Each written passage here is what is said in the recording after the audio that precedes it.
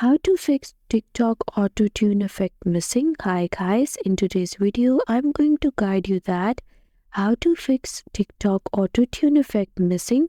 So the process is very easy. You just have to follow me step by step, and let's dive into the video without wasting any time.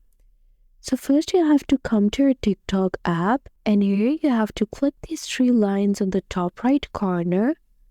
Once you click these three lines, it's going to give you this menu, and you have to choose settings and privacy from this menu. And once this menu loads, you have to go to the bottom and you have to choose report a problem from this menu. Once this interface loads, you have to scroll down to the bottom of your screen and click submit a report.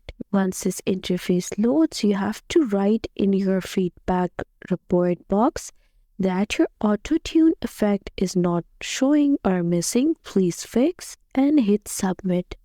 Once you hit submit, it's going to submit your report, and then TikTok is going to contact you in 24 to 48 hours and resolve your issue. I hope you found the process easy and liked my video, and if you did, please don't forget to like and subscribe my channel.